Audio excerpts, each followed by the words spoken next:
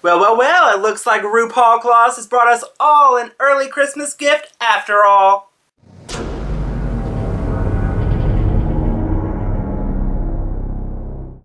So October come and no news, and November come and no news, and then December started and no fucking news. I was beginning to think that Logo forgot about season 6. But alas, it has finally arrived and it was definitely well worth the wait. So without further ado, let's take a look at our season 6 cast.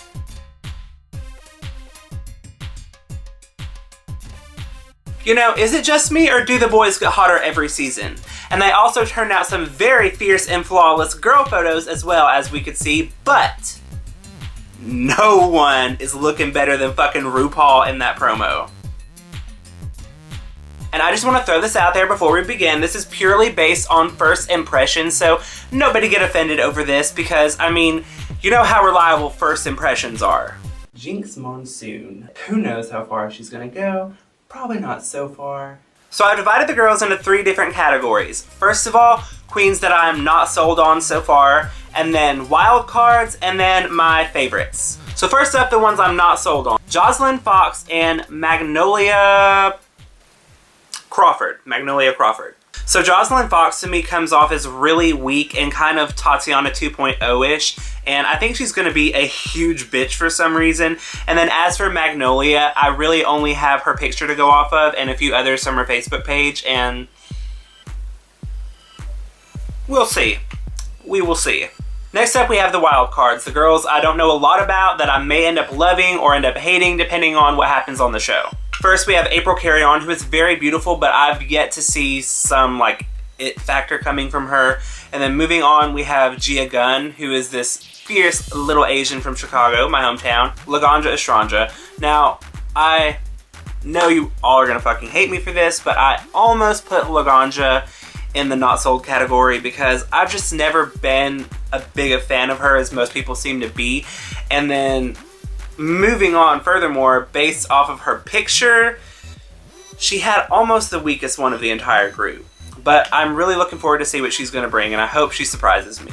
Then we've got Milk the Queen, I don't know, who is already well on her way to becoming the breakout star of the season. We've got a lot of people saying that she's like the new Tammy Brown, which is blasphemous because there will never be another Tammy. But yeah, she definitely puts the wild in wild card. Next up, we have Trinity Bonet. You know, somebody should really tell Lanacia Sparks that she's gonna have to change more than her name to fool us.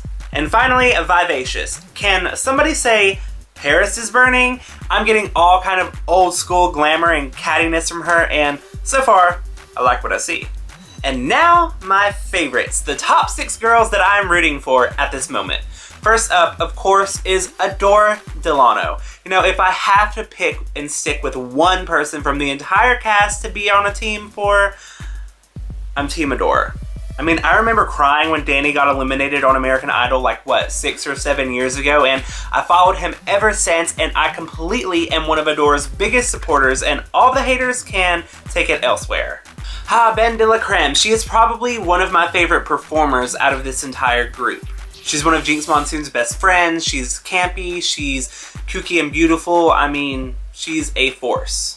Bianca Del Rio. I'm not sure exactly how many people are supporting her at the moment, but I'm really digging her. I mean, I've looked up some of her videos. She is hilarious. She's a legend from New York City. She's almost overqualified to be on the show. And her little signature look that she's got going on is so cute and so unique, and I've definitely got my eye on this one. Courtney Act. Enough said. Remember when we thought like Jay Jolie was fishy? I mean, look at Courtney's fucking picture. I would have never guessed that that was a man under there. Never. Next, again, the only big girl of the competition, Darian Lake. She's Pandora Boxx's drag mother. She's been on Ricky Lake before. She's had a very long career. I'm not exactly even sure how old she is. That's another question I have. But she's hilarious and she's very sweet. And finally, we have Kelly Mantle, who is not only related to one of the biggest names in baseball ever, Mickey Mantle, but she's also kind of a queen of all trades. She's a stand-up comedian, she's a singer, and a lot of other stuff as well. And I don't know why, but I really feel like I relate to her so far, so I hope she doesn't let me down. So as you can see, we've got a very broad spectrum of queens this time, with a lot of focus on camp and comedy and a lot of focus on like just straight up polished fierceness. So this season is probably going to be one of the most interesting to see it pan out, because right now it's really anybody's game. But I will say, if I had to guess, the top 3 are going to be Courtney Act, Darienne Lake, Ben de la Creme. Also, I'm still holding out for the chance of a returning queen. Obviously, they wouldn't announce it yet, and I'm pretty much fine with anybody as long as it's not, you know. So thank you all for watching. Please subscribe if you haven't already, and here's to having to wait till fucking February until the premiere. See ya!